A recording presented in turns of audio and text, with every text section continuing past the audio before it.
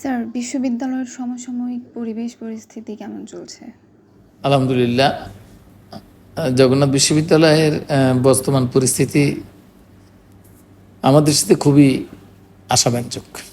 আমাদের প্রথম বর্ষ প্রথম সেমিস্টার ভর্তি 100% কমপ্লিট হয়েছে।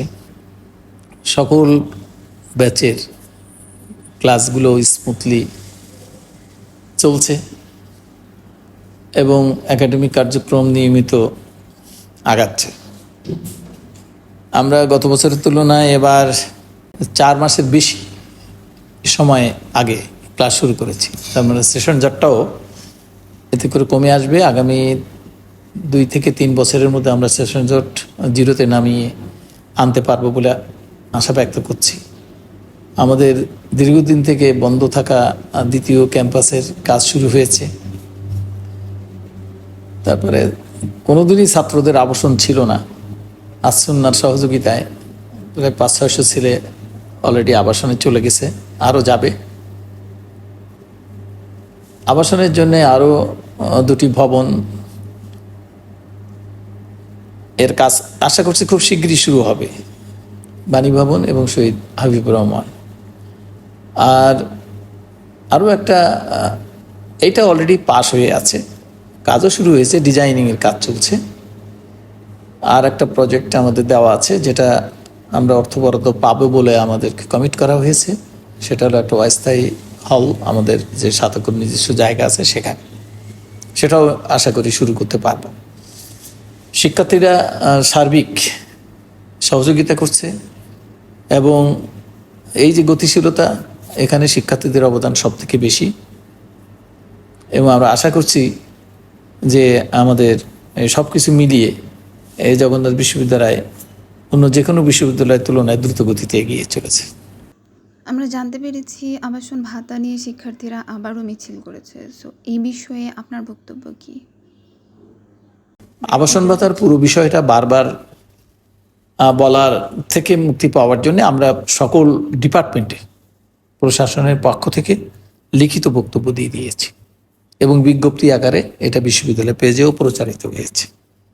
ওটাই আমাদের কথা।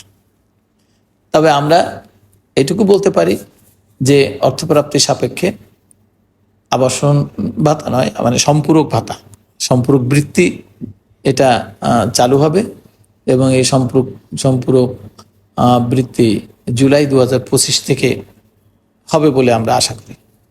স্যার, যোগসু নিয়ে জবি প্রশাসনের ভাবনাটা একটু বলবেন। যোগসু নিয়ে তো আমি পুরোপুরি আশাবাদী, কারণ আমরা যোগসু নিয়ে অনেক কাজ করেছি। এখন জগন্নাথ বিশ্ববিদ্যালয়ের মতো অনেকগুলো বিশ্ববিদ্যালয়ে কিন্তু কোনো ছাত্র সংসদের প্রভিশন নেই। তো সে কারণে আমাদের সম্পূর্ণ জিরো থেকে শুরু করতে হয়েছে এবং আমরা অনেক দূর এগিয়েও এসেছি।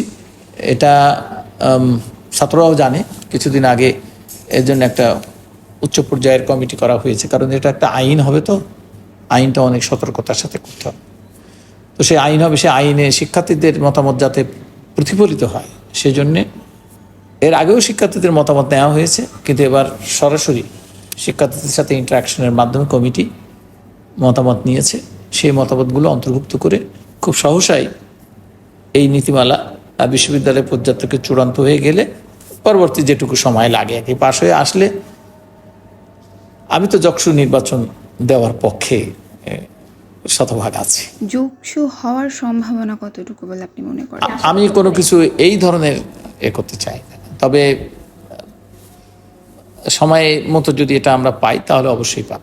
স্যার, মাঝে আপনি ব্যক্তিগত উদ্যোগে প্রতিটি বিভাগের ক্লাস রিপ্রেজেন্টেটিভদের নিয়ে ক্লাস মনিটরিংয়ের ব্যবস্থা করেছিলেন। সেটি এখন কেমন যাচ্ছে?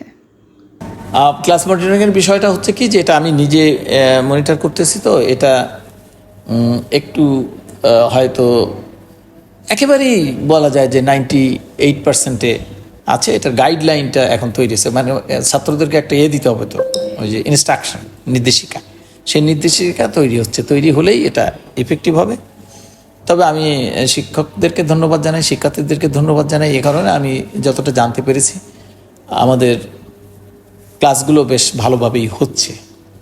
এই ধরনের আরও কোনো কিছুর প্ল্যান কি আছে স্যার? আরেকটাও তৈরি হয়ে গেছে, সেটা হলো এক্সাম মনিটরিং সিস্টেম। এটাও তৈরি হয়ে গেছে, ওটারও ফাইনাল ইনস্ট্রাকশন নির্দেশিকাটা আমার কাছে আসছে। আমি এটা করতেছি, আসলে ব্যস্ত থাকতে হয় তো, আবার নিজে ওগুলো দেখতে হলে ওগুলো আবার একটু নিয়ে সময় নিয়ে দেখতে হয়, যাতে যতটা পারা যায় নিখুঁত করার জন্যে। এইখানে পরীক্ষা কবে হচ্ছে, ইভেন পরীক্ষা কমিটি কবে হচ্ছে, পরীক্ষা কবে হচ্ছে, তারপরে মানে নাম্বার কবে পাওয়া যাচ্ছে, বিভিন্ন এক্সামিনারের কাছ থেকে খাতা কবে পাওয়া যাচ্ছে, সব কিছু মনিটরিং হবে ইনশাআল্লাহ। বিশ্ববিদ্যালয়ের প্রশাসনের পক্ষ থেকে কি বলতে চান? না, বিশ্ববিদ্যালয়ের পক্ষ থেকে আমরা এগিয়ে যাচ্ছি, শিক্ষার্থী সহ সকল পক্ষকে অনুরোধ যে আমরা সবাই একত্রে এই বিশ্ববিদ্যালয়কে জ্ঞান বিজ্ঞান ও গবেষণার শীর্ষে তুলে নেব। শিক্ষার্থীরা গবেষণায় নিয়োজিত হয়েছে। আমাদের এখানে 200 প্রজেক্ট দেওয়া হয়েছে টিচারদের, তাদেরকে আবশ্যকভাবে ছাত্রদেরকে রিসার্চ অ্যাসিস্ট্যান্ট হিসেবে নিতে হবে, এই কন্ডিশন দেওয়া হয়েছে। এবং এটা বাড়বে, এবার আরও বাড়বে ইনশাল্লাহ, আমাদের আশা আছে। স্যার, আমরা জানি বিশ্ববিদ্যালয়ের ছাত্র শিক্ষক মেলবন্ধন ধরে রাখার জন্য আপনি একটি সংগঠনের উদ্যোগ নিয়েছিলেন। সেটির অগ্রগতি ও কার্যকলাপ কেমন যাচ্ছে? না, এটা কাজ করছে, এটা ভালোই কাজ করছে। শিক্ষার্থী মানে সংশ্লিষ্ট যে কমিটিটা, এটা খুবই ভালো কাজ করছে।